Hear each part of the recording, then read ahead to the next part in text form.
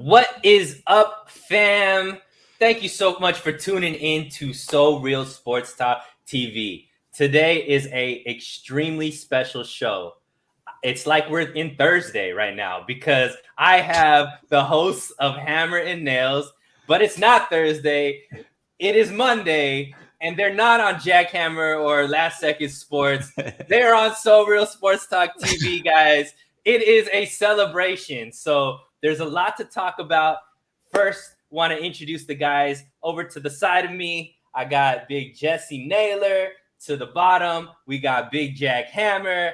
And hey, there's been some text messages going behind the scenes about what's going to be happening during the show. So definitely tune in. I do expect there to be fireworks. But first off, Jesse, it's been a minute since you've been on the show. Talk to me a little bit about how your night's been going, man. Yeah, good night, man. Just, a little day of work, trying to pour through this all 22 and take care of the kids and do the show all at the same time. So here we are. Hey, dad duties and being a social influencer all at the same time. And Mr. Jack Hammer of the Press Democrat, love your work. Read a lot of your blogs and articles this week, man. So how's your night going? So far, so good. Had to redo an article that I had written this morning because some new news came out right as it was about to post. So got it. 2 articles done, and maybe the other one will eventually be able to use at some point this week or next week. So no, that's good though. Beautiful. Just want you to know that's the last of the pleasantries on today's show. Okay. Want to shout out Amin the Dream. Now that's what I call a trio. Hey man, Amin, always a big supporter. And hey, check me and Amin out tomorrow night if he doesn't have homework. So we had a game last week. I don't know, or yesterday. I don't know if you guys knew about it or anything like that, but I haven't heard about it. There was a big game. Obviously an interdivisional game. Some stuff happened, good stuff, some bad stuff happened. Ended up with a loss to the Seahawks. I'll start with you, Jesse, because I think you just watched the game more recently because obviously you had something going on. So what was your instant reaction right after the game? I mean, I'll say this. It was a tale of 2 halves for me, right? Like, as far as my emotions went, like, the first half I'm frustrated because the defense played so good, man, so dang good. And the offense does what the offense does and scores 7 first half points. And I'm thinking to myself, this game easily could have been 21-0. So that was the frustration. And then even as the half ended, this is before Trey came in, I'm thinking to myself that the 49ers are going to lose this game. Their chance is over because you're not going to hold a Hall of Fame quarterback down like that all game long. I said it last week when they played Green Bay, and it showed through again this week. You can basically expect 30 points from Hall of Fame quarterbacks. That's what they're going to put up. Can you outscore them? And in today's league, that's basically what you're getting. They got, over 30 from Rodgers. They've got 28 from Wilson, even though only 7 of it came in the first half. You just have to figure out how to score points. So frustration there. And then I feel like, regardless of what it looked like, and at times it didn't look like the best, there was just a little bit of hope there with Trey playing, right? Like, okay, to me, this was never a Super Bowl team. Right now, they're clearly not that. And so if Trey's going to be able to play for an extended period of time or the rest of the season, then that's a good thing. Like, let's get it out of the way because you saw it didn't look good early on, right? Mm-hmm. And if he sat this whole year and isn't able to play, why would it look any better next year? What is he learning sitting? He's not learning anything. What did he learn in the first 3 weeks? Does he look any different to you than he did in the preseason? Not really.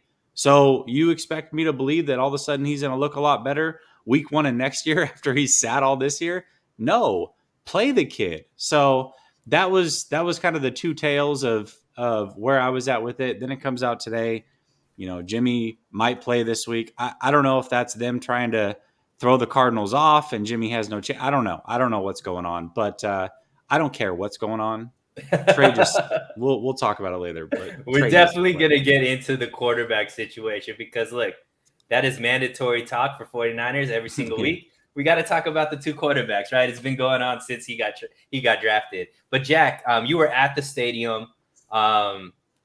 just from the visions of what I was seeing in the stands, the fans were, pretty upset or depressed. I don't know what the right term for it is. Confused, maybe even a little bit. But what was your instant reaction being at the stadium and seeing kind of what transpired? I would say my instant reaction, and I put this out there during the game, was it felt like the 49ers Eagles game with the teams just flipped over. The 49ers were playing the role of the Eagles, and Seattle was playing the role of the 49ers in that game. The 49ers dominated the first 50 minutes of the game, 55 minutes of the game, went in at halftime tied 7-7. A lot of things went into that transpiring as far as the fact of the loss of points. I think, it should have been 10 to 7 at halftime at least.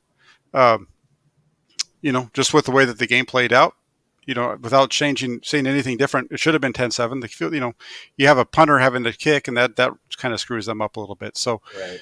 They just let them hang around, and you can't do that with a team like Seattle. And then the second half the game was over in the third quarter after the touchdown pass to that when Wilson one went out receiver of that it. nobody knows the name of. It's not Yeah. Lockett. It wasn't Metcalf. It was the other guy. So Yeah. Swain? Was it Swain? Yeah, Swain. Yeah, Swain. There Swain. it is. Yeah, when that play went down, it was 21-7. You knew the game was over because the Flyers offense just could not move the ball. Yeah. I mean, obviously a huge disappointment. Jack and I did the pregame show. Both of us picked the Seahawks to win it, but watching it actually still hurt my heart, even though it was what I expected. I was hoping that we were wrong, but that wasn't the case. But let's get into, some of the details. So, like you guys said, it was a pretty dominant first half from the 49ers, especially the defensive line and the defense overall. Even though it was tied 7-7 at halftime, Jack, you kind of touched on what you felt like was the moment that the game slipped away, but let's go a little more in depth about, what you saw other than the points that went on the board. But what did you see at that moment that made you feel like that was where the game was over and the game had slipped away from the 49ers? Well, it was when Wilson threw the touchdown pass or when they scored at the end of the half to make it 7-7. You could see the game had changed, and it was just at that point, it was just a matter of time before you knew that Seattle had gotten their feet underneath them. They found a spark with 41, the backup running back who looked a whole lot better than Chris Carson, and at that point, you kind of knew where the game was going. In the 49ers offense, they just didn't get the points on the board in the first half, so. Yeah, that's where I would say, they scored at the end of the half, and that's where it turned really. Jesse, what about you? What did you feel like was the turning point that you maybe saw the game slip away? Yeah, I would tend to agree with Jack on this one. Actually, I think at that point I knew it was over because you had held the Seahawks again. You'd held them to 7. That's what you needed, and your offense didn't put up enough points. So the second half, I mean, you pretty much knew that Seattle was going to put up points, and at that point, I just knew that they weren't going to be able to keep up. But when it was really over, like this is it, it's done, was the Trenton Cannon fumble. That's when you knew nail in the coffin. This thing's for sure over. There was still a sliver of hope, even though mentally you felt like the team was defeated. That was really the moment where you're like, okay, this is done. See, maybe it was a little bit of the optimistic Sunil that was coming back in droves during the game, but it was the Trent Cannon fumble where I was just like, man, because even though Trey Lance wasn't playing well in the first 2 drives, I still had faith that he was going to figure it out. And if the defense could keep the Seahawks off the board, I believe there was a chance, but when he fumbled that ball and basically put them in, the red zone, I just knew that at that point it was just going to be too much to overcome. And even then, like, you were kind of excited because, Trey Lance came down and had a really great drive and they ended up scoring. And you were just like, if we could just get a little bit of luck and get that onside kick. But, definitely that Trey Cannon fumble, I think, was kind of the nail in the coffin because it just made the hill too hard to climb, because at that point, not only are you playing against the scoreboard, you're playing against the clock as well. And there was just not enough time for any quarterback at that point to really overcome that hurdle. So I agree with you. I had a little bit more hope than Jack. I didn't think it was over at halftime. I thought that they still had a chance. And but, at the end of the day, they did lose. But let's talk a little bit about, both of you guys are saying it was a tale of two halves. Look, that defensive line finally looked like the defensive line we were looking for. They were all over a guy like Russell Wilson, who obviously is a mobile quarterback, sacking him, I think it was 4 times in the first half. And, the run wasn't – they were doing pretty well against the run.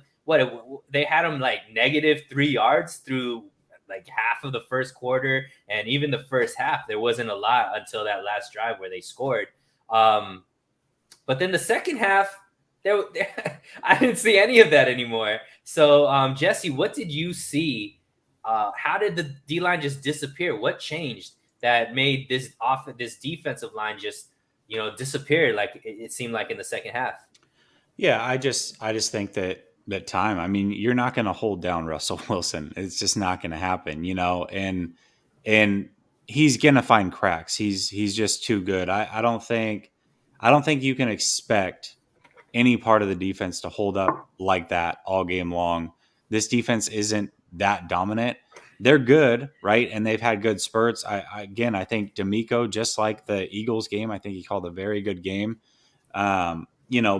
But overall, you just have to tip your cap to a very good quarterback and a good team. They may not be the best team. I know their defense isn't the best or whatever, but Seattle still has Russell Wilson. They still have Pete Carroll.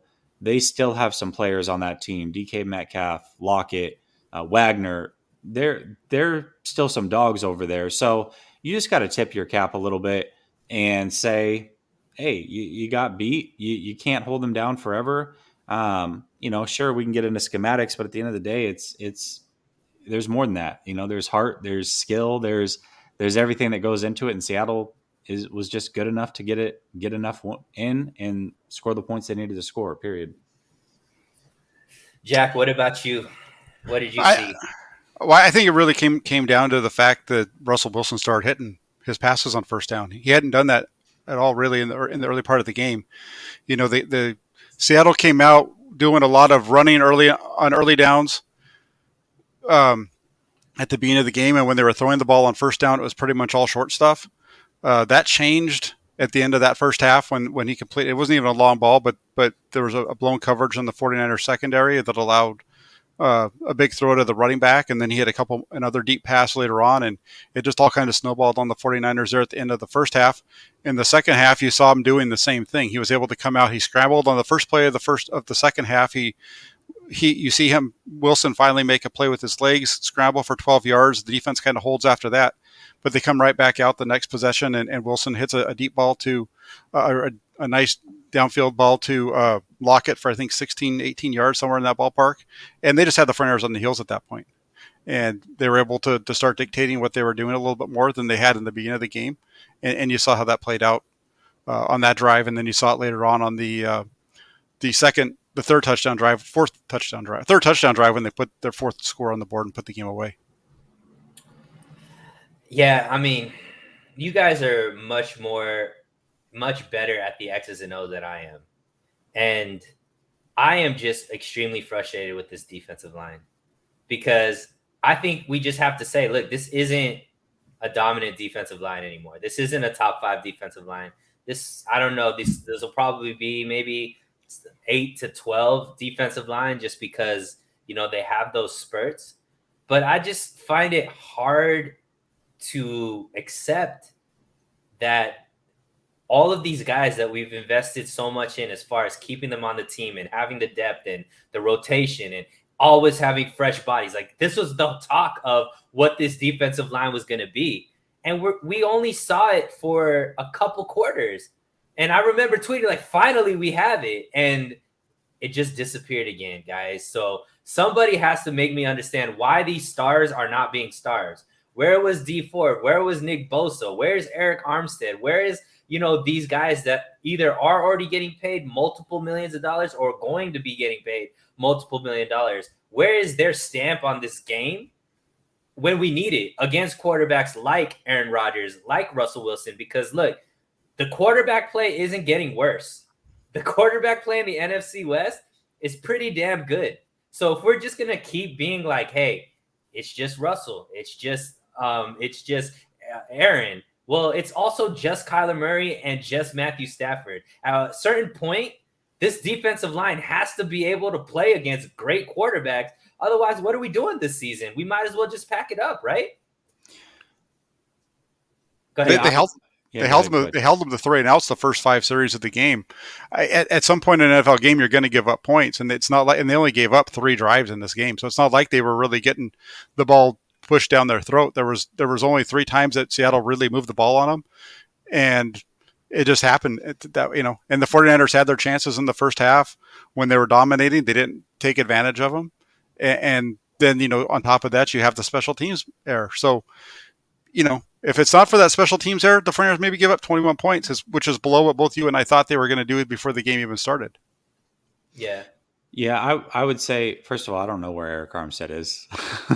I've been asking for him all season. Apparently he gets 10 pressures a game. I don't see it. But no, I thought Bosa played good. I thought Kinlaw played really good. I thought Ford, other than the offsides, played really good. The thing is about this defense is it reminds me of, I think it was 18, where they just couldn't get any turnovers. And they're just not getting turnovers at all. Like nothing. They're not an opportunistic defense. And, there are defenses that are not as good as the 49ers, but those teams are winning games because their defenses have been opportunistic. I wouldn't say that the Cowboys defense top to bottom is as good as the Niners, but they're getting turnovers left and right. They're forcing turnovers. And those just haven't been there for the 49ers. And, that's a big part of it too. If you have to rely on just getting stops on downs to win games all the time, it's going to be tough to do that, because even if you do that, a team is going to move the ball. They're going to get field position flipped around. And sometimes that's all it takes to win a game. If you're getting 0 turnovers, I mean, do they have 1 turnover all season? Am I wrong about that? Is it 1? They have I know Dre Greenlaw has the pick 6. And that's it. I think that's it though. Yeah, I don't know if there was a fumble, but no, I think that might be the only one. Yeah. Yeah. So I mean, you're not getting any turnovers. So you can play great defense and get all the stops you want, but at some point, like, you have to be able to get a turnover and put your offense in a good situation. Now, I want to be clear: the defense did enough to win this game, right? This is not on the defense. This game is not at all on the defense, but they're not getting turnovers, and that's the other thing that they're missing this year. Are you guys content with the defensive line play up until this point? I'll start with you, Jack. I think yesterday was the best they've played all year. I mean, they really did a good job. Some of the keys and stuff that I told you about, as far as the way that they were struggling out of the wide 9 with running with stopping the run, they did a really good job of that early on. You saw Fred Warner fill in gaps and just he made some really nice plays early on in the game on the run that we hadn't seen him do up until that game. So I thought they showed some good things for the majority of the first half, and they just weren't helped out yesterday to do what they need to do. Now next week it might be a different story, but in this game I felt like they were doing a much better job of stopping the run, especially early throughout the first half. Jesse, same question for you. Yeah. I've been fine. I've been fine with the whole defense all year. I mean, even in the Packer game, a lot of people were, the defense. I never once thought it was the defense's fault. I think they've done their job. This isn't the 2019 defense. If that's what we're expecting, then no, they haven't done their job at all. But this is the 2021 defense. This is what it is. And when you have a guy like Aaron Rodgers who throws the ball in under 2 seconds half the game, you're just not going to touch the quarterback. At that point, you have to rely on your secondary, and we know what the secondary was and how banged up they were that game. So, no, man, I think the defensive line's been fine. It's just when your strength as a defensive line and you don't have a good secondary, if you get a really good quarterback, it's very, very easy to nullify a good defensive line. Quick passes, screens, stretch the field horizontally, take deep shots. I mean, good quarterbacks can take advantage of that all day.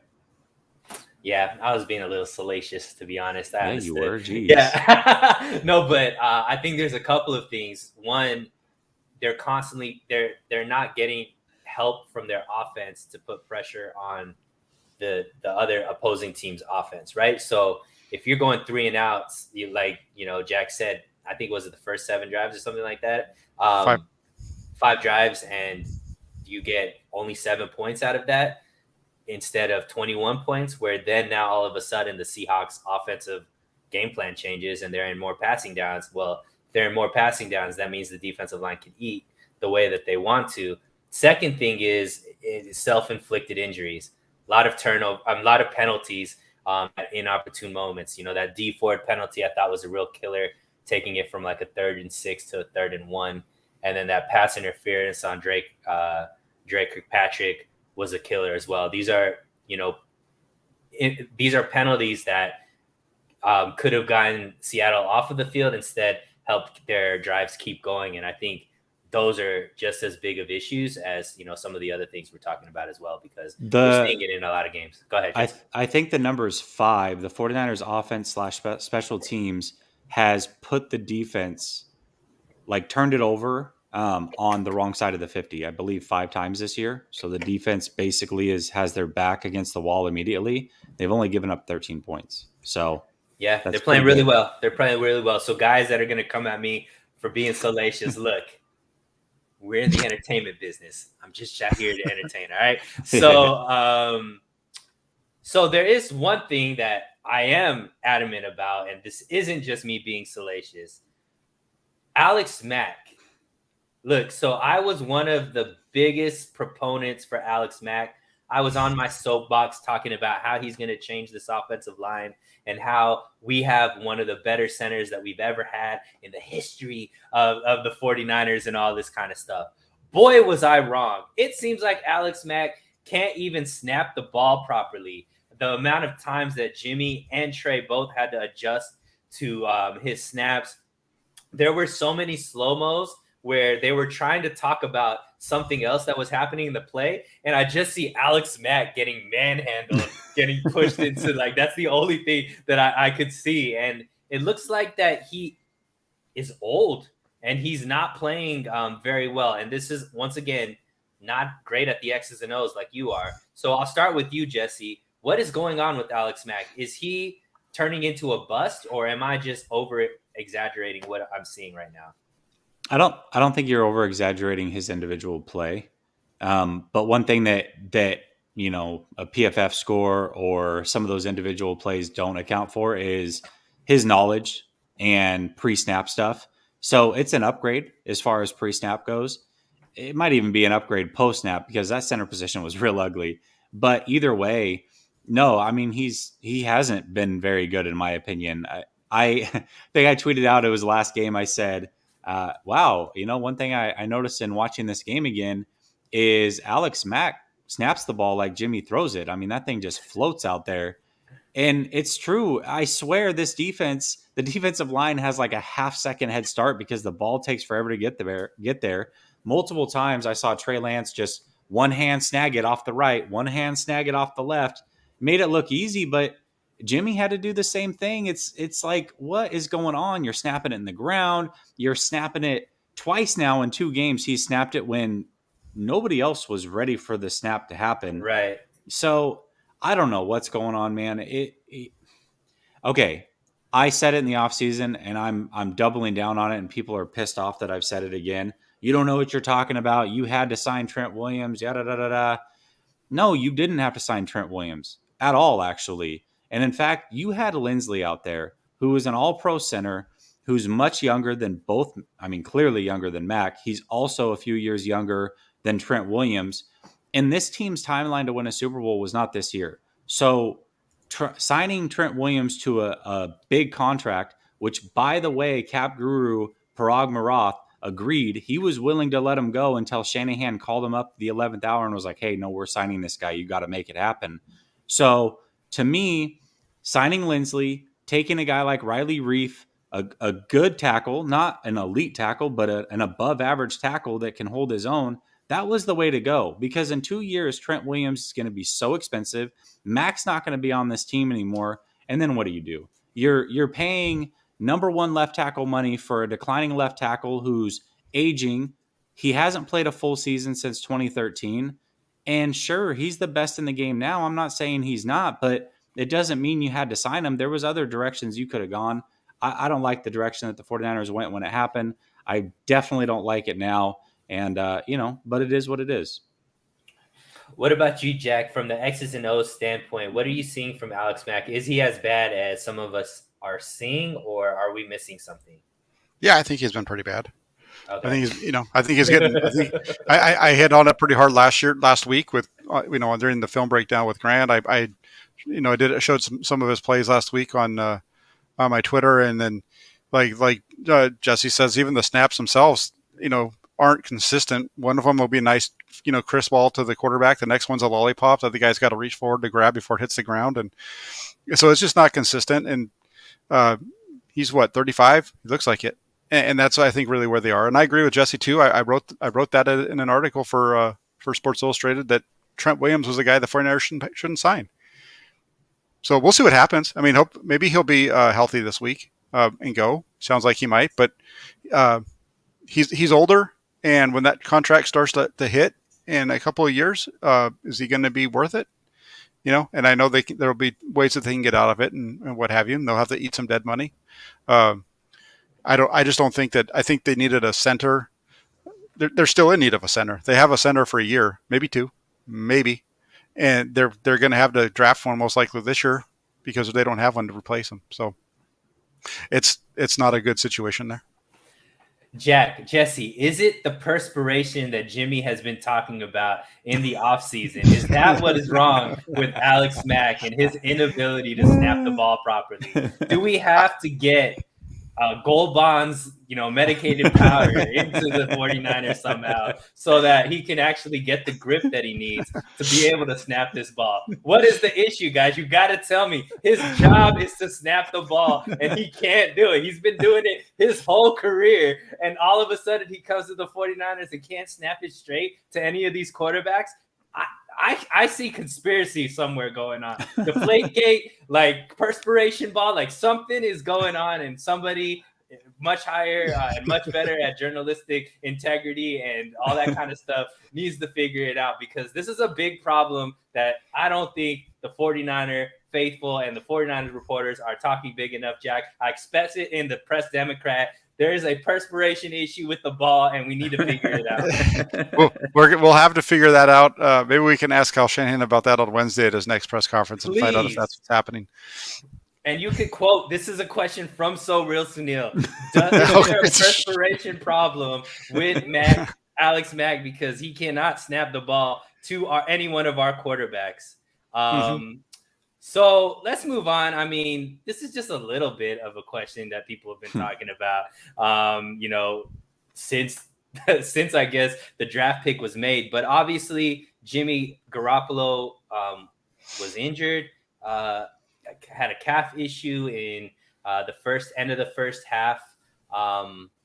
He came out in the press conference and basically said that he was going to be out for a few weeks. So we thought that, okay, well, this means that Trey Lance is going to be the starter.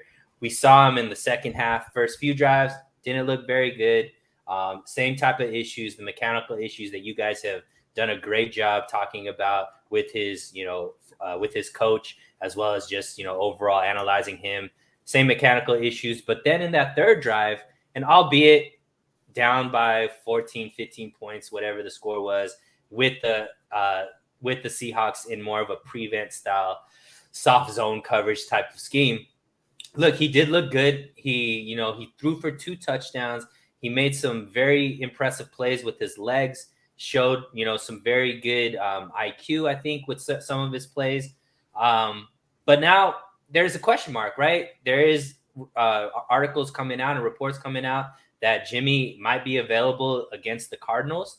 So we'll start with you, Jack, because I think everybody kind of knows what Jesse thinks already. But we'll start with you, Jack, as far as who you believe should be, and let's preface this by saying both are healthy and both are available. Okay. Who do you think should be the week 5 starter for the 49ers in a very important game against the Arizona Cardinals? Depends. Do you want to win? I mean, yeah, I would Then it like should to be. win. Then it shouldn't be Trey Lance. It should be Garoppolo. Okay. Tell us why. Why do you think that Trey Lance can't get a victory and you believe Jimmy can? Because I think that they're both going to be under a lot of pressure. I think Garoppolo will get the ball off his hands quicker, and I just don't see Lance as a guy who's going to be able to win a game for you against a team as good as Arizona at this point. Not sure if Garoppolo can as well, because he's definitely had his issues. I just don't see it with Lance. And so in some ways, it's almost like it doesn't really matter who the quarterback is, but I don't see Lance being the better of the two at this point. So you believe there's no way that the 49ers could beat Arizona, basically, is what I just Well, I heard mean, in the chat. they just played the worst team in the division and lost. I don't, and they're going to be going up against a team that just, the best team in the division. Team that's on the opposite side of the spectrum. I don't see the 49ers winning this week unless there's a miracle. Okay. But you do think that Jimmy gives them the better chance to win?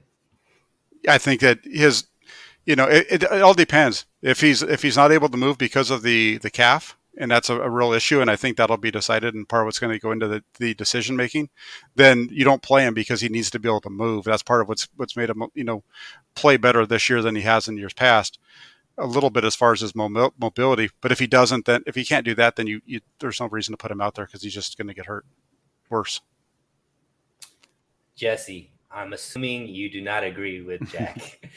No, I mean, I don't think either quarterback wins the game, right? When he was like, "Hey, it depends. Do you want to win?" I'm like, "Well, who are we going to find? Because it's not going to be either of these guys most likely." No, I just think it's time for Trey to play. I think the writing, if it wasn't on the wall before the season, it should be on the wall clearly for everybody now. I just also have a sneaking suspicion that if Jimmy does play, he won't play good. It'll be a Miami situation where, he's hurt too bad. He's got to leave the game again. And then here you go. You've given no game planning around Trey. It was all built around Jimmy, and you're in the same situation. Like, let's just see what he looks like before he goes into the bye week. I feel like this is the biggest opportunity that the 49ers have to play this the right way. And you can play Trey this week and say, hey, listen, Jimmy it was close, but he wasn't quite ready. We'll check in again after the bye week. If Trey doesn't look good, or you just think, hey, I still need him to sit more, we cannot roll with him the rest of the season. He's just not ready. It's going to hurt his psyche. Whatever that looks like, you can come back after the bye week and say, what? Jimmy's healthy. He's playing. He was always our starter. This was never a question. And that's what we're rolling with. But you have a free game that you can evaluate this kid. Full week of preparation. The last thing I want to see is half preparation for one or the other, no preparation for Trey, but he ends up having to play. I don't want to see that. Just give him the keys to the car, see if he can drive without wrecking, and if he can, great. He's your starter the rest of the season. He should be anyways, but if you're really just like, hey, he's atrocious, it's way too early, we can't do this, then you can hand the keys back to Jimmy after the bye week because now he's healthy. This is the perfect scenario. Like, don't screw this up. They were gifted it against the Packers. They didn't take the opportunity at halftime. Luckily, they were forced to do it yesterday. And you now have an opportunity again where you should do it and take this chance to really evaluate this kid and figure out if he should play the rest of the season. It's a freebie. Take it. Yeah, I mean, I think this is a no-brainer. Look, so the title of this stream, I said 49ers lose, but do they win in the long run? Look, Kyle Shanahan is an extremely headstrong type of coach. We all know, very stubborn and kind of set in his ways, right? There's no way he was ever going to pull Jimmy Garoppolo out. The only way that Trey Lance was ever going to play this season was if Jimmy Garoppolo was injured and couldn't go. And that was the case. And in the little bit that we saw out of Trey, I thought I saw an offense that could move the ball down the field a little bit better than the offense that I've seen with Jimmy Garoppolo. Now, both of them only could move the ball in the last portion of the second half or the fourth half, but that's exactly our fourth quarter. That's exactly when I saw Jimmy succeed as well. It wasn't through the regular play of the game in the first quarter or even the beginning of the second quarter, third quarter. It was always in the 2-minute drill. And I look at this team, and Jack, you asked the question, do you want to win? Well, look, I look at this team with an offensive line that is struggling to be consistent. And in my eyes, a defensive line that is struggling to be consistent, a secondary that is struggling to be consistent, and a safety core that, is struggling. I think just all aspects of this team is struggling to be consistent. The only issue is there are no personnel changes that could be made at any level of those that can actually make an impact and turn around how those segments of the team play. We have inconsistency at quarterback. There is a personnel change that we could make that could bring some juice into the team and help out on both sides, because you guys said it better than I did. The defense is struggling because the offense is putting no pressure on the opposing team's offense to actually have to score. They get how many mulligans? 5 mulligans to get it right before, and if this was any other quarterback, it looks like, or any of these top tier quarterbacks, that game is over. And Seattle doesn't even have a chance. They're demoralized and not able to basically, even come back at that point. And I think that Trey, given the opportunity, we saw even when the play breaks down, there's still an opportunity for him to pick up positive yardage and put the team in instead of a 3rd and 9. Maybe it's a 3rd and 5, right? And give those small inches, right? Taking it back to like Al Pacino in that one movie where it's like, it's a game of inches or whatever it is, right? and I think that Trey Lance gives us that, and he'll give the energy back to the team. I saw Debo celebrate with Trey in a way that I have never seen him celebrate with Jimmy Garoppolo.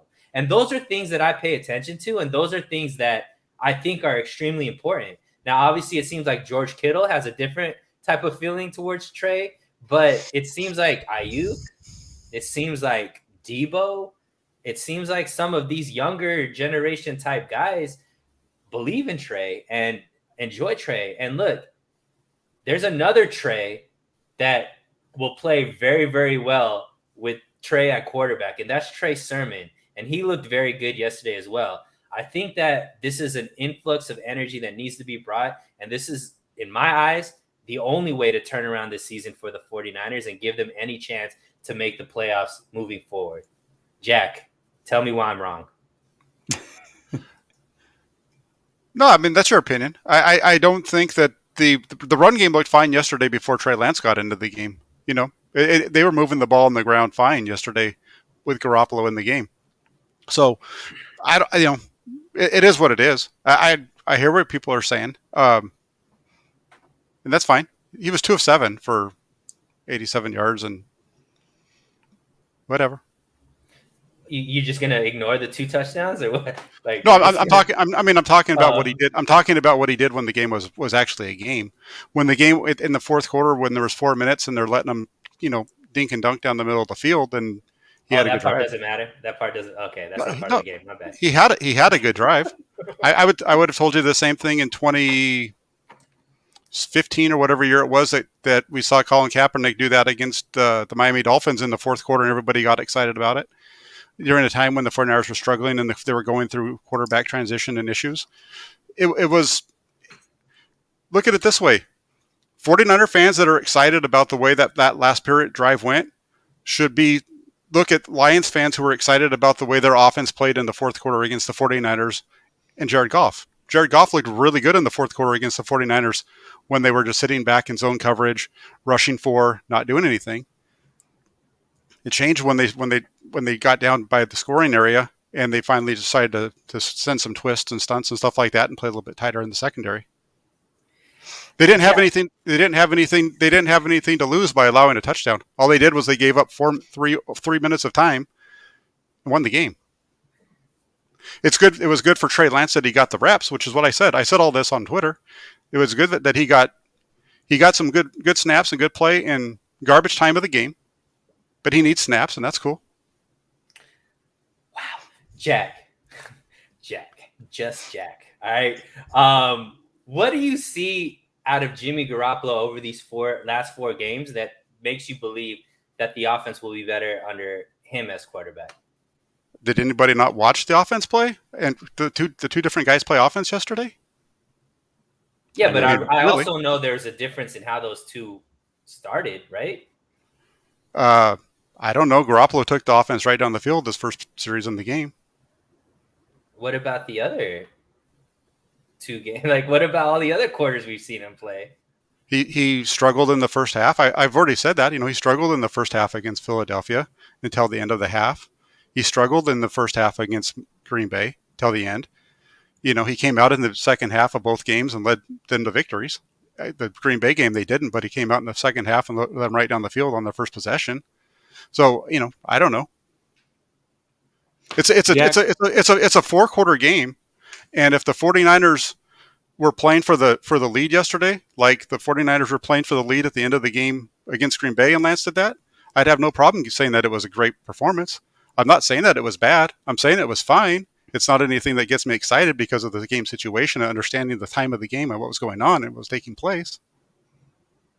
Jesse, I'm going to let you get in here, man.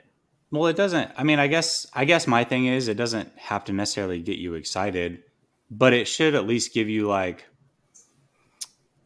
I don't know. I mean, to me, it does get me excited, not because he played the way that he did at the end, right? But just the fact that like now we know what the season is. We know what it is. We know that this is not a Super Bowl team. And the faster we accept that, this probably isn't even a playoff team, to be real. And that's okay. But now we know what the future is. Like this whole let's try Jimmy because he's okay. Let's concede. I don't even want to argue about it. Let's concede that Jimmy's a better quarterback. Is he good enough to win these games? If Jimmy plays that second half, does he win that game? Does anybody? Yeah. I'm if who knows? He might have. We don't know. He's like everybody that's watched him. You guys know did he play better in the second half against Green Bay? Yes or no? Yeah, but would he have put up 21 plus points? He did against Green Bay. Oh man, did he not? Jesse? You like to talk about how you're just putting facts out there, right? Okay. Did he not put 21 points on the board last week in the second half against Green Bay? Yes or no? He did. Facts. Thank you. So to say that he wasn't going to do that yesterday, we don't know. All we can do is go off of what we've seen because he didn't play in the game. In the second half of his game last week, he played better. He played better from the second quarter, end of the second quarter of the Philadelphia game through the second half. That's just a fact. I understand that you don't like it, but it's the truth. It's not. See, that's the thing. It's like you've got. I don't know what it is. Like why you think like my whole thing with Trey, it is not that he's a better quarterback now, right? I've already said that they're going to get it done in different ways.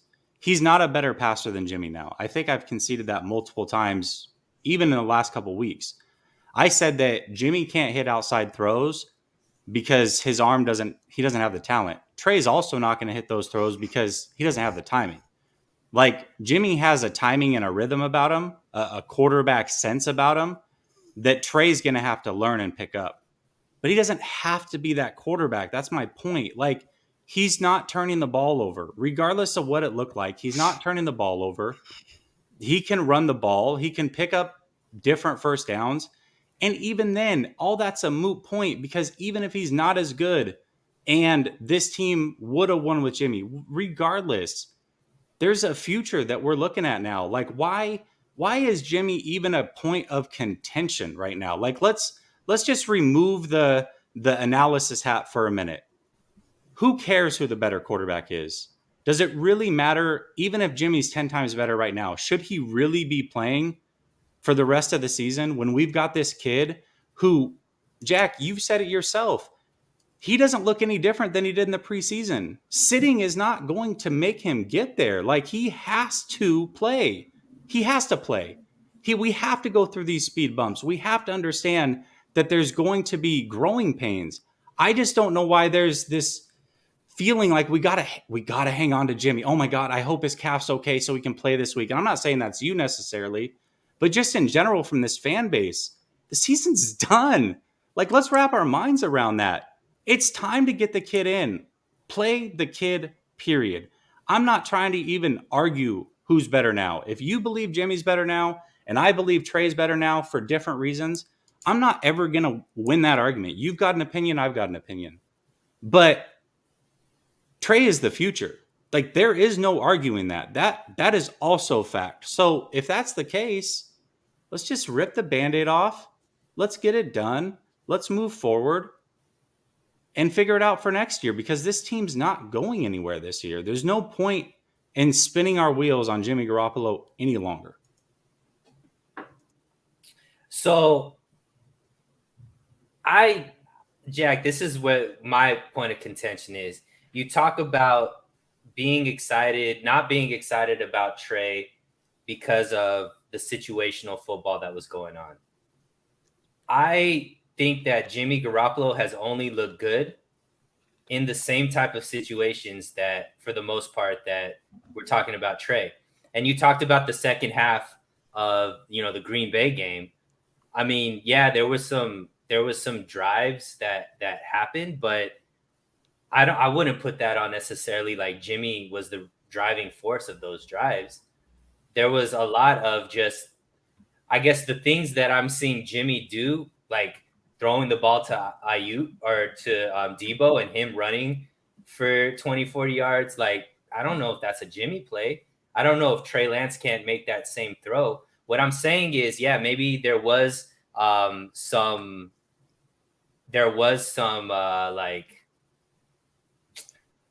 Jimmy obviously was there, so you got to give him credit because he was the quarterback. I'm saying I'm not seeing anything special out of him that I can't see out of Trey. If the game plan was to be built around Trey and be able to be a game called for Trey versus Trey jumping into a game and kind of like lessening the playbook just because it's on the fly versus something that was planned to be geared around him. That's my only thing. It's like, I don't think we could really judge the difference between the two because we haven't really seen offense geared around Trey for a whole week and see what he's able to do. So that's my only point, because I haven't seen Jimmy really do anything special for me to be like, yeah, this is our quarterback. This is the guy. Okay.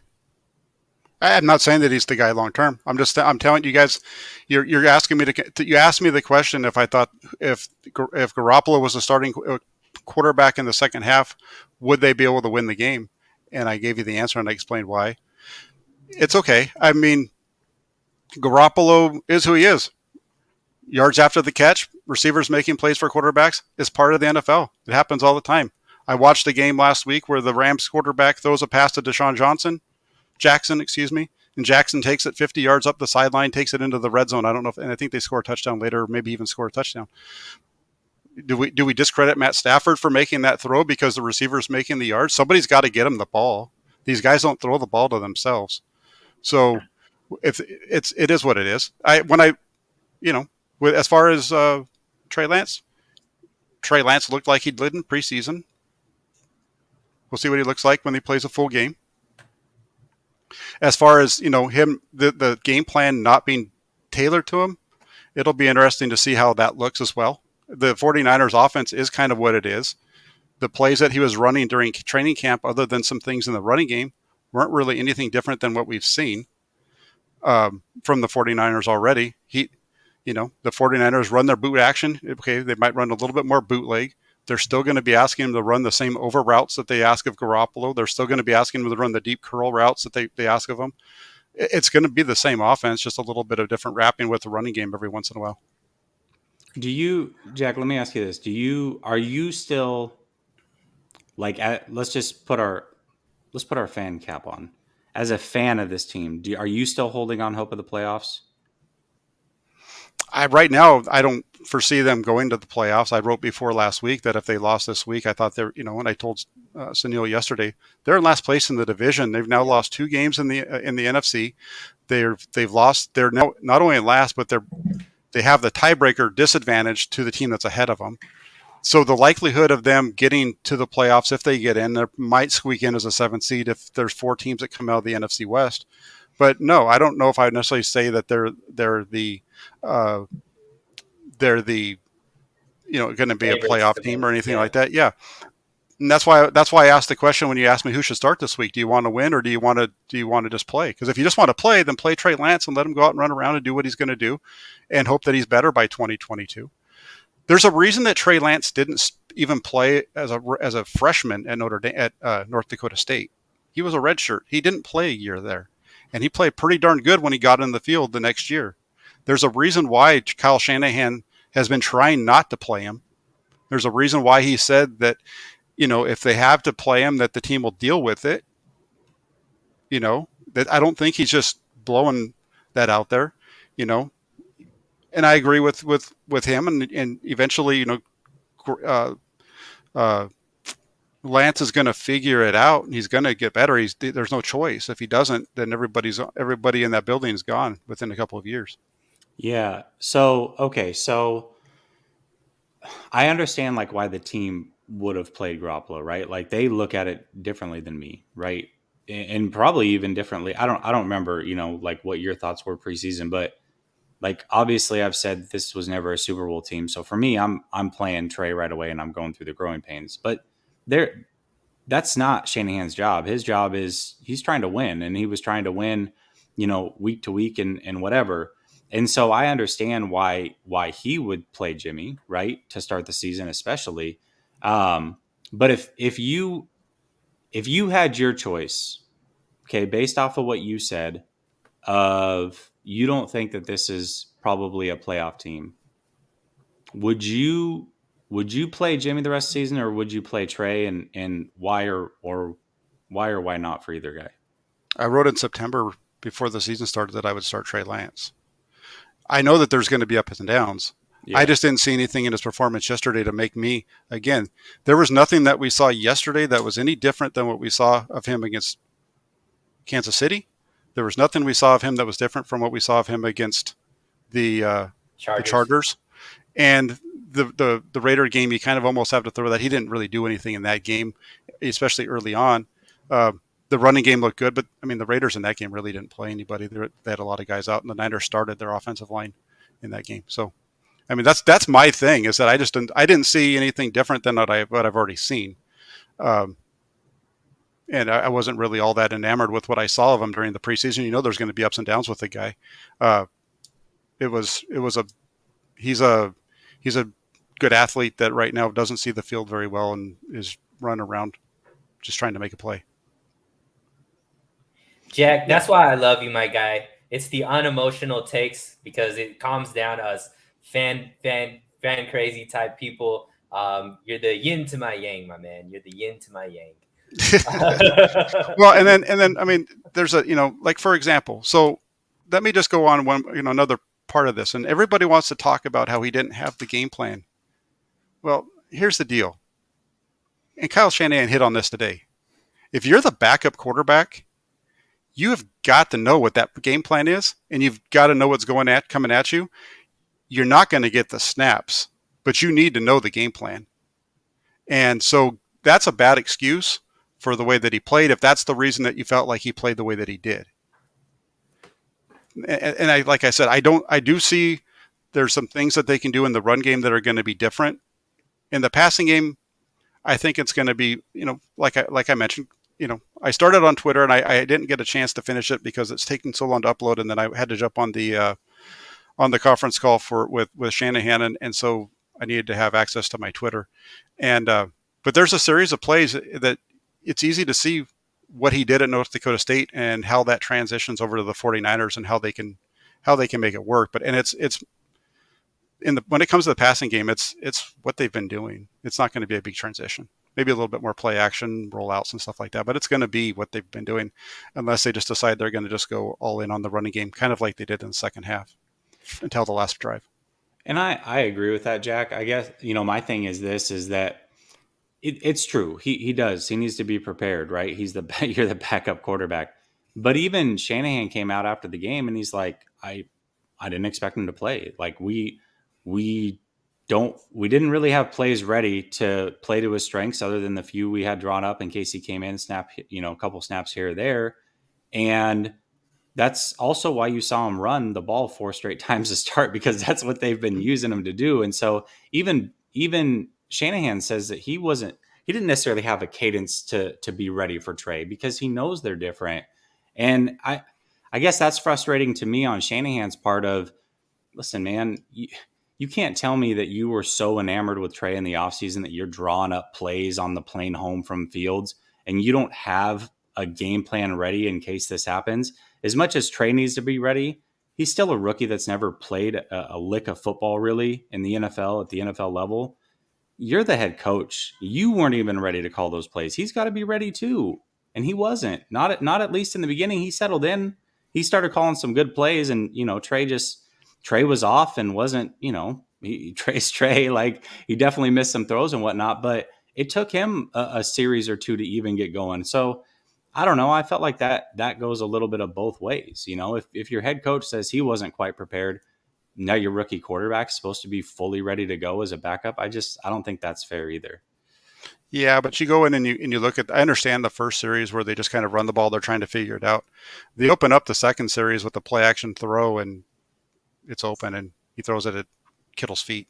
And then they come back and they throw a little slant, which is something that Lance is usually pretty good at. And he throws it over the guy's head into the, and stuff like that. So it's all, they're a mess.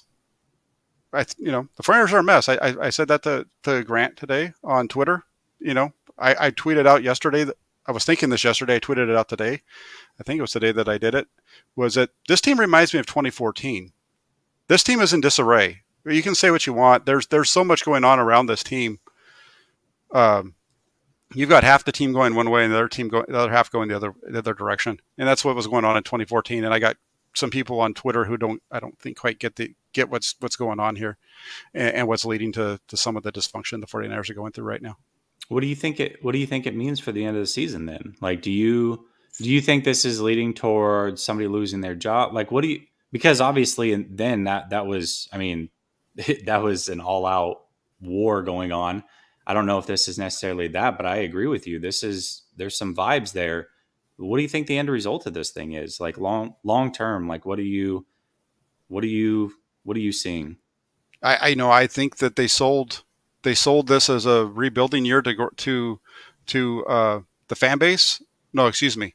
They sold this as a rebuilding year to ownership with that, but that they were going to be able to put a team out there that was going to be able to compete and play for a playoff berth, to basically sell the fans on what's going on. It's just, and you could see that with the guys that they brought back. At least that's the only way that it makes sense to bring back all these guys that they brought back on 1 year deals that have these injury histories that they do. And, or what else are they doing other than just trying to put the best team on the field, make it look like they're trying while building for 2022. And I think the plan all along was that you were going to be able to develop Lance throughout this year, and then next year he was going to be the guy. And they all got, that might have been fast forwarded with the injury or whatever it was yesterday, the contusion, as it turns out to be. Jack, I hope I don't step on any articles that you're about to write, but I do have to ask this question because you brought it up. You talked about the team going in 2 different directions. Mm-hmm. Can you talk a little bit about more like the details? What do you mean by that? Is it in the locker room? Is it management versus coaching staff? Is it players that you are hearing that are, talking out of turn, or what's really going on? Well, I don't hear anything because we don't get to get into the locker room and I don't have anybody on the team that I talk to like that, but I'm just from the outside. And I wrote the article before the draft, is that you could see this coming. I said at that point, if you're going to do this, you need to move on from Jimmy Garoppolo before you pick the quarterback. You've got to get rid of him before. And the reason you have to do that is because you have guys in that locker room that he took to a Super Bowl. This isn't the Alex Smith situation. Alex Smith never did anything in Kansas City. He won games for him, but he never took him to the biggest game on the planet when it comes to football. Regardless of how you feel they got there with Garoppolo, they got there with him at leading the offense, right? Even with the run game and the defense and all that stuff. Those guys, those George Kittle, the guys that have been here, the Mike McGlincheys, there's a bunch of guys, especially on that offense, that believe that he's the reason. And so I think for that reason, there's a little bit of a fracturing there. And you've got the younger guys seem to be the Trey guys, and the older guys seem to be the Jimmy guys. And then I think in the front office, you've got, if Shanahan was really pushing that hard to get the quarterback that he wanted, and it wasn't Trey Lance, you have some stuff that's happening in there too. I just think there's a lot of things that are going on. Obviously, there's stuff that we're not privy to because we don't get the access. The writers don't get the access that they had in 2019 or in 2014. Excuse me. So there's just a lot going on, and I think that's all part of it too. This team, they had a decent start. You're starting to see the fissures, and if this thing continues the way it is, it's going to be a really long season. And Jack, I remember we were doing a roundtable. I think you were on it as well. And I talked about when people were talking about if you're going to draft a quarterback, I said we saw this play out last season in Philadelphia with Carson Wentz and Jalen Hurts, right? And obviously we saw what happened that offseason. Coach got fired, Carson got traded, Jalen's the man, and, a new staff had to come in and all that kind of stuff. And, I got killed for it as well. People talking about, no, that's not going to happen, all this kind of stuff, but it's just human nature, right? Most of these players that have played with Jimmy have never seen any success till Jimmy came in and took them to that Super Bowl. That's the most success that they've ever seen. And they associate that with Jimmy Garoppolo as quarterback. So it's different for those players, I think, than, us fans who are just looking for, whatever, just whoever wins, we're going to be a fan of. Whereas these guys in the locker room have different emotions, different feelings. And, it's hard to say, but I am not like Nate Diaz says, I am not surprised. Right. So I have one last question before I let you guys go. And I want to list off some numbers, right? So Kyle Shanahan obviously is touted as offensive genius. That's the reason why he was brought into this team. He was supposed to take us back to the Bill Walsh days where our offense is unstoppable, dominant, so on and so forth. So this year, the 49ers put up 41 points against Detroit. Detroit averages giving up 31 points per game. 7 of those points came from a Dre Greenlaw pick six. So that was actually 34 points, right? Detroit gives up 31. The next 3 games, Philly averages giving up 21 points a game. The 49ers put up 17. Green Bay averages giving up 28 points a game. The 49ers put up 28. Seattle averages giving up 26 points a game. The 49ers only scored 21. I'm going to start with you, Jesse.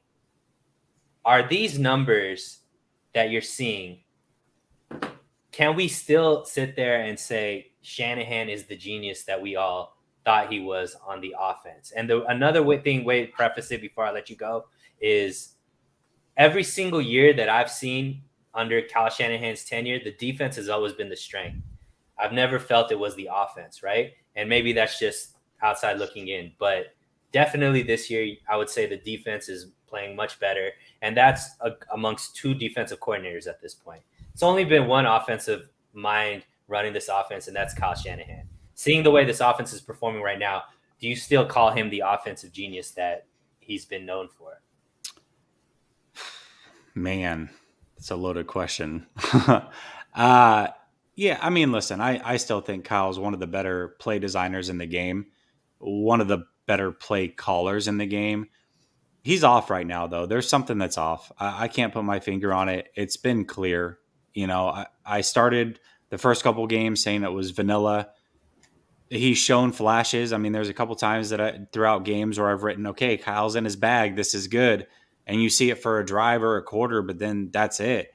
Looking at when Trey came in yesterday, after going back and watching that, there's some good play designs in there that I know that he's going to use later, like some really good stuff that he's setting teams up for, assuming that Trey's going to play.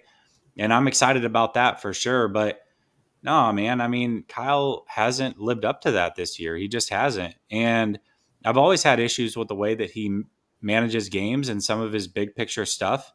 I've always admitted that he's an offensive expert. He's an offensive genius, great X's and O's. but I always question some things with the leadership and the way that he manages the game. And I still question those things, but now I'm starting to question the other half of it. And at that point, if that continues through the rest of the year, I got to wonder, what's the point of Kyle Shanahan? Because you can't have another losing season. I don't care. I don't care what the potential is. I don't care how good it is. Quarterbacks don't get 6 years to figure it out in the NFL. Coaches usually don't get even 3 years to figure it out in the NFL.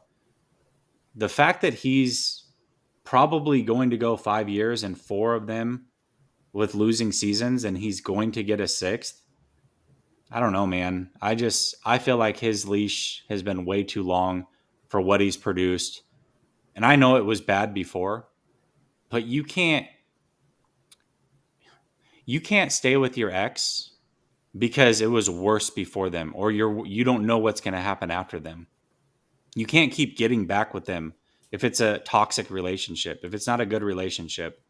And if he's not a winning coach, you can't stay with them because you fear what might happen afterwards or what happened before. That's not the reason to keep him as a coach. He has to be the right guy to develop Trey Lance, period. And I question Scangarello. I question his coaching staff on the offensive side if they're the right ones to do that. I don't know, man. I just think there's a lot of questions about Kyle, and I'm not calling for his job or anything, not yet. But something's off, man. Something is off, and I can't put a finger on it. Jack, we haven't seen the 49ers play above average as far as what these teams have been able to do as far as points given up. Do you still consider Kyle Shanahan an offensive genius? I never did. I never did. When I say that because I mean you can go back and there's lots of me putting this on Twitter or whatever is. What year is he in right now? 5. No, but it's like 13 or 14. Yeah. Whatever year he's in, it's 13, 14, somewhere like that. And I think his teams have been in the top half of the NFL in scoring 4 times. I mean, it's whatever, you've got to put points on the board to win games. That's what it really comes down to. I don't care about yards. I don't play fantasy football. So it comes down to points, that's how actual games are won. So I've never been a big believer in him. What's interesting about it is you have everybody. And this is, I think, partly goes back to what I talked about when I say this feels like 2014. The 49ers right now, and I understand that some of this is he definitely has it. Some of this goes back to, like you said, the teams that they've been playing plays into it.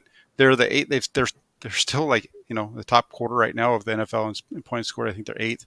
Who knows what they'll be after tonight? But we'll see where that number lands at the end of the year. If he's up there and whatever, I think it's we need to look at it as a good season for him, right? With all the transition and what have you. But I just have never been a guy who really I've never liked his game management. I think he a lot of times he takes risks that he doesn't need to take because he thinks the plays are open. It doesn't matter if his team should just kick a field goal to win the Super Bowl or not, stuff like that. So I don't know. I'm not a huge believer in Kyle Shanahan. I can see, working closer to it this year. I can see some of what's going on or why he would be the way that he is with what he's doing. But, for the most part, he doesn't score points. And this year their offense is scoring points, but it doesn't feel like it's doing as well as the points at the end of the day look. I think I've been hanging around you much too long. Look, at the beginning of this summer, I was a Shanahan happy, going at everybody that was talking bad about Shanahan. Now, because of Jack and Jesse primarily, I am now off the fence about Kyle Shanahan, and I'm about to become a Dayballaholic because I am all about bringing Brian Daboll as the new coach of the 49ers because I've seen what he's done with young quarterbacks, and I think that's the type of coach that we need moving forward. But look, can't be all negative. Season's still young. There's still 13 games. I know a lot of us are feeling like this isn't a playoff team. I'm on that as well. However, you never know. We still have a lot of football to be played, and let's just hope for the best, right? Let's hope for the best. Guys, anything you need to plug, anything you guys want to leave the fans off with? Jack, you could go ahead and start. I have Niner Chatter tomorrow. I'll be on with Jesse on Thursday night for the Hammer and Nail show. We'll have to come up with some new material for that one, but that'll be fun. And then I know I'm not sure right now what else I'll be doing this week. I'll probably be doing a film review at some point with Grant over on his channel, and I know if it's not a film review tomorrow, we'll be talking at some point tomorrow. Beautiful, Jesse. Yeah, I mean, you can find me over at Last Second Sports. I'll be doing my show tomorrow night as well. A little bit later in the night. This is when I go. Every Tuesday is dedicated to the 49ers. But yeah, you know what, Sunil, you're right. The season's young, and this team probably isn't a playoff team. And that's another reason why Trey needs to start, is to get people excited, man. People are excited to see this kid. People are excited to watch him grow. And if he plays the rest of the season, I just feel like there's going to be an excitement around this fan base. I don't know about you. Like, it was the weirdest feeling for me yesterday. I hate the Seahawks. I cannot stand them. Losing to them usually ruins my week. But in this case, it didn't. Like, Trey coming in and playing was like, okay, at least I know the future's here. Or at least that's what I thought at that time, because Garoppolo seemed like he was going to miss some time. And, it gave me some excitement for the rest of the year. And I was cool losing under those circumstances. So, hopefully a big chunk of the fan base feels that good as well. And even if they take their lumps this season and aren't that good, it's still okay, right? Like, there's something to be excited about. And that something is this rookie quarterback. So be excited about that. I love it. Guys, thank you so much for coming on. I mean, me and Jack do this every single Monday night, but Jesse, for taking the time to come on. I think it was a great show. Guys, in the comment section, thank you so much for being active. It really makes the show go well. Obviously, we didn't get you guys in too much because you got hammer and nails. You gotta maximize the time that you got with these two guys. Yeah, so guys, the only thing that I have to plug, look, our Sunday call-in show is getting bigger and bigger. I appreciate you guys being on there. Remember, that's a show for just the faithful. Sound off. I feel like the Arizona game is going to be very similar to the Seattle game, so I'm sure a lot of you guys have a lot to say, so definitely tune into that. If you haven't subscribed to Last Second Sports, please do so. If you haven't subscribed to Jack Hammer's channel, you need a name that we need to be like Jack Hammer's Hammer It Down or something like that channel. Go subscribe. Take it to the little shed.